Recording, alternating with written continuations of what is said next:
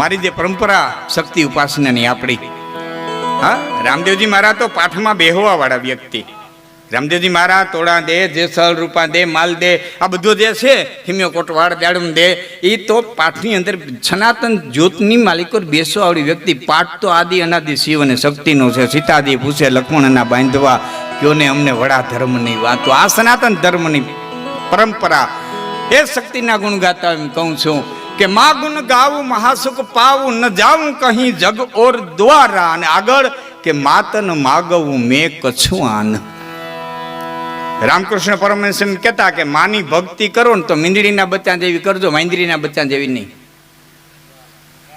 માની ભક્તિ કરો મીંદડીના બચ્ચા જેવી કરજો, વાંદરીના બચ્ચા જેવી નહીં. કારણ વાંદરીને બચ્ચું વળગ્યું હોય, વાંદરી ઠેકડા મારતી હોય, કંઈ મૂકી દે બચ્ચાના ભાગ.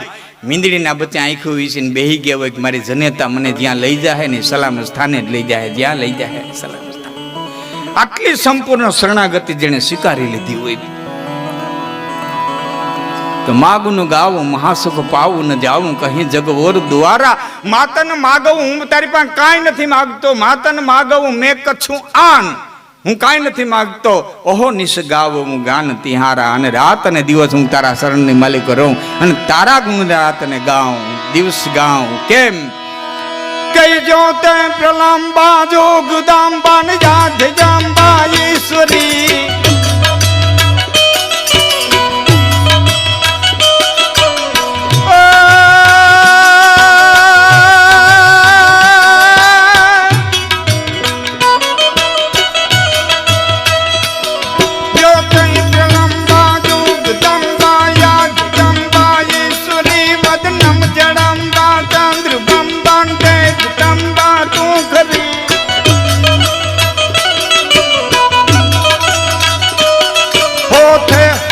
કમ બીર હો કમ બજે ડાકમ બમણી.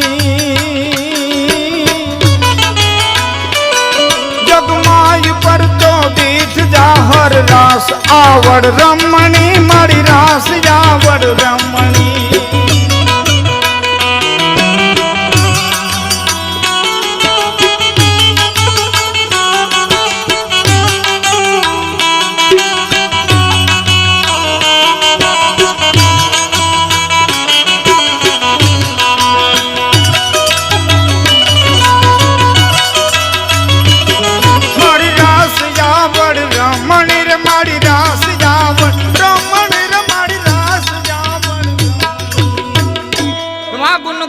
ભગવતી હું તારા ગુણ ગાઉં, કોઈને દ્વારે ન જાઉં. અહોનિશ રાત અને દિવસ હું તારા ગુણગાન ગાતો રહું. હવે સાંભળજો કે દાન ધનાદિક સાખર સંપત.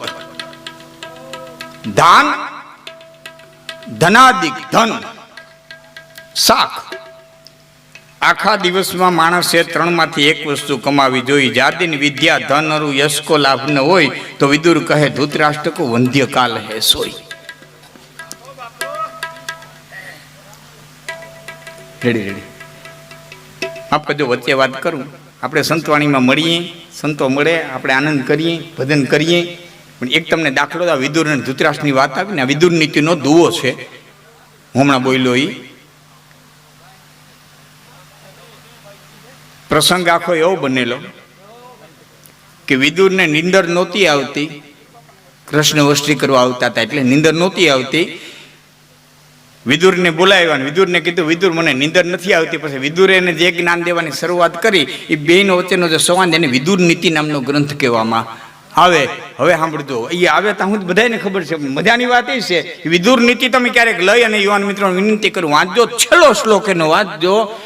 બન્યું હું આખી રાત એટલે મોડી રાત સુધી વિદુરે ઉપદેશ દીધો. એટલે છેલ્લા શ્લોકમાં ધ્રુવતા એના મોટા ભાઈ ધૃતરાષ્ટ્રએ કીધું કે હે વિદુર, તું જે કાંઈ કહે છો એ સત્ય છે. હું 100% માનું છું. કાનની બૂટ પકડું એમ તો નથી કીધું, પણ હું મારી ભાષામાં કહું છું કે તું જે કાંઈ કહે એ 100% સત્ય છે. પણ દુર્યોધન મારા સામો આવે છે ને તે બધું જ્ઞાન મારું રેતીન માલિકો ડટાઈ જાય છે. માટે મોડી રાત થઈ ગઈ છે. હવે હુઈ જાજા, હવે હુઈ જાજા. હું અન્ય કીધું રાત આખી બોલો લ્યો. એમ આ બધી જ્ઞાનની વાતો થાય. તમારા મારા સામો હવારથ આવે ને તે બધું જ્ઞાન હળેલાટી કરીને દરિયાની તરીએ વહી જાય. તો હવારથ ન આવ્યો હોય ત્યાં જેવો હવારથ આવ્યો નથી. હા અકબરે બિરબલને કીધું તો મીંદડા પહેર્યા. મહારાજ મીંદડા નો પર પાયરા કે જોવા દો હાલ જમવા. બે જમવા બેઠા, બે મીંદડામાંથી એક એક મીણબત્તી મૂકી. થોડી થોડી વાર અકબર વખાણ કરે, દેખ બિલ્લા દેખ, બિરબલ દેખ બિલ્લા દેખ. બહુ અચ્છા હે મહારાજ, બહુ અચ્છા હે. એમાં અર્ધે પલે જમણવાર પહોંચ્યું તો અકબરને ખબર ન પડે. આવું બન્યું ન હોય પણ આપણને સમજાવવા માટેની ઘટના છે. અકબરને ખબર ન પડે એમ ખીચામાંથી સાની મુની ઊંધેડી કાઢી અને બિરબલે મૂકી અને બે મીંદડા થારીઓ ઠેકીને ઊંધેડી વાહે ગયા. અકબર બિલા બિલા બિલા બિલા બિલા કરતા રહ્યા. તે બિરબલે કીધું મહારાજ એ તો ઊંધેડા ન દેખાય હોય ત્યાં સુધી મીંદડા પરે, બાકી મીંદડા પરે. આ મન છે મીંદડા જેવું છે, દીવાની સૈક જેવું છે, ધજાની પૂછડી જેવું છે, વિસળને વાવડે ડોલનારું છે. આને તો કોઈ સદગુરુના ચરણને ખીલે બાંધી દીધું રે, બાકી ન કરે. આ મીંદડા પરે, આ મીંદડા પરે. તો દાન ધનાદિક સાખરું સંપત. આ દિવસની માલિક ઓર વિદુર એમ કે છે કે આખા દિવસમાં 3 માંથી એક વસ્તુ કમાવી જોઈએ. જાદિની વિદ્યા ધન અરુ યશ કો લાભ ન હોય તો વિદુર કહે ધૃતરાષ્ટ્ર કો વંધ્ય કાલ હે સોય.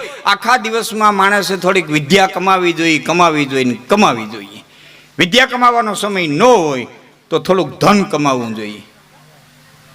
મયા મોટી નેગણી નીંડા પોતાના ખાય, એમાંથી કોઈ ઉગરે મોટો મણિધર કહેવાય. ત્યાં સન્યાસી હાટું છે, સંસારી હાટું નથી. આપણે કમાવવું જોઈએ. આપણે મયા મોટું નેગણી નીંડા ખાઈએ આપણા માટે નથી. હા, એ સન્યાસીના ધર્મ છે. આપણે કમાવવું જોઈએ. ધન છે તો ધર્મ કરીએ. શરીરમાંથી ઉતરી બાંધી રખડતા હોય તો શું કરશો?